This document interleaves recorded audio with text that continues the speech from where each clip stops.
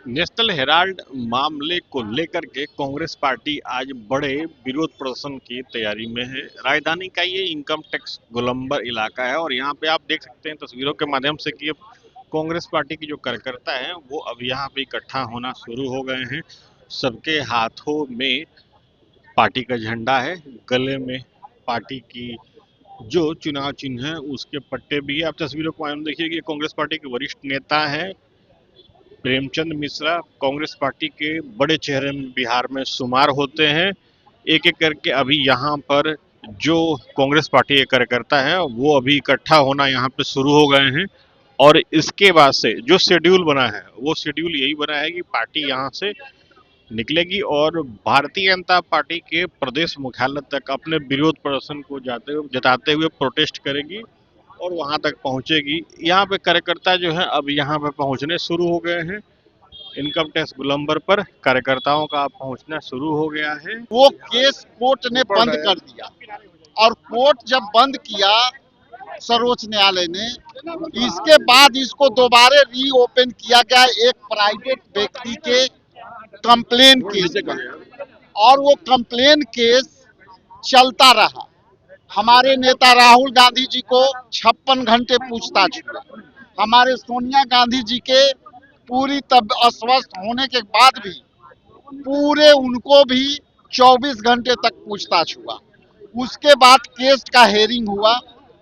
कल का घटनाक्रम है कि माननीय सर्वोच्च न्यायालय ने मना कर दिया कि ये कंप्लेन केस है, किसी प्राइवेट व्यक्ति के कंप्लेन केस को आप समन कैसे आप जारी कर सकते हैं।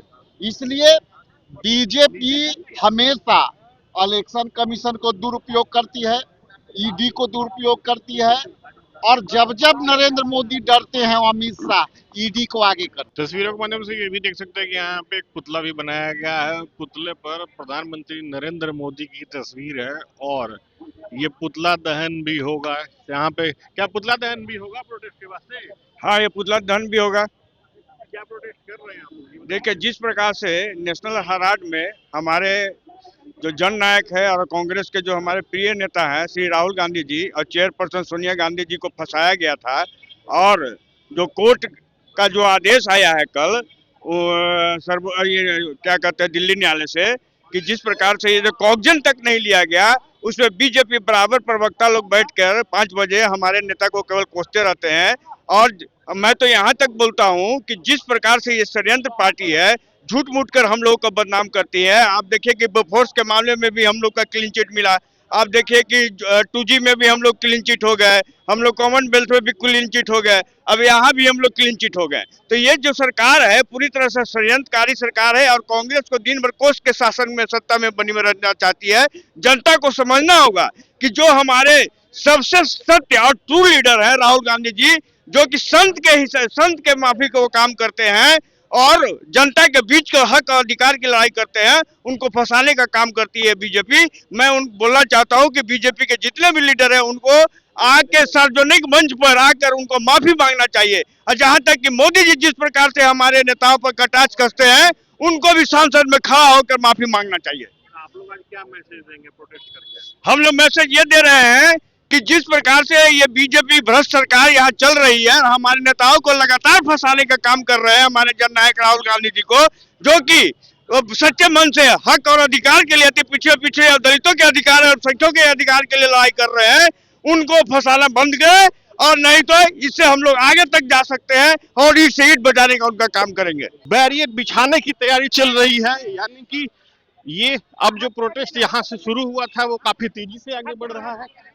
पुलिस बल जो है वो देखिए तस्वीरों के माध्यम से पुलिस बल जो है बैरियर लगा रहा है कि यहाँ से कांग्रेस पार्टी के जो प्रोटेस्ट है वो आगे नहीं बढ़े।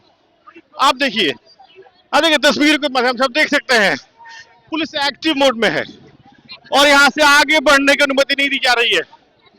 देखिए कांग्रेस पार्टी के जो नेता है वो आगे बढ़ने की कोशिश कर रहे हैं और रस्साकसी देखिए, रस्साकसी आप देखिए किस तरीके से अभी एक यहाँ पे हाय हाय का दौर भी शुरू हो चुका है और पुलिस जो है इनको आगे नहीं बढ़ने दे रही है। एक जबरदस्त नोक झोंक भी हो रही है और नोक झोंक को नोकझोंक चल रही है यहाँ पे प्रदर्शनकारियों और पुलिस के बीच में। पुलिस ने अपनी तस्वीर के माध्यम से आपने देखा होगा पुलिस किस तरीके से उसने बैरिकेडिंग पे लगाया है, और ये इनकम टैक्स का इलाका है। और अब देखिए यहाँ पे आप देख सकते हैं किस तरीके से चार पुलिस वाले जो हैं वो रुके हुए हैं, और यहाँ से बस थोड़ी ही दूरी पर बीजेपी के ऑफिस है। और कोशिश ये है कि यहाँ से जो प्रोटेस्ट करने वाले हैं वो आगे नहीं बढ़े। हालांकि उनकी कोशिश ये हो रही है कि वो यहाँ से आगे बढ़े। आप देखिए यहाँ पे अब राजेश राम जो खुद है वहां पर, वो यहाँ पर है प्रोटेस्ट में। और जिस तरीके से एक जबरदस्त नारेबाजी का दौर चल रहा है, इस नारेबाजी में पुलिस जो है वो यहाँ से आगे नहीं बढ़ने देना चाहती है, और यहाँ पे सभी प्रदर्शन करने वालों को रोक दिया गया है। यहाँ से पुलिस की पूरी कोशिश यहाँ से आगे नहीं बढ़ने देने की है, और यहाँ पे अभी भी नोकझोंक चल रही है, तीखी नोकझोंक हो रही है। कांग्रेस की कोशिश यहाँ से आगे बढ़ने की है, और पुलिस की कोशिश है कि वो उनको यहीं पर रोक दे।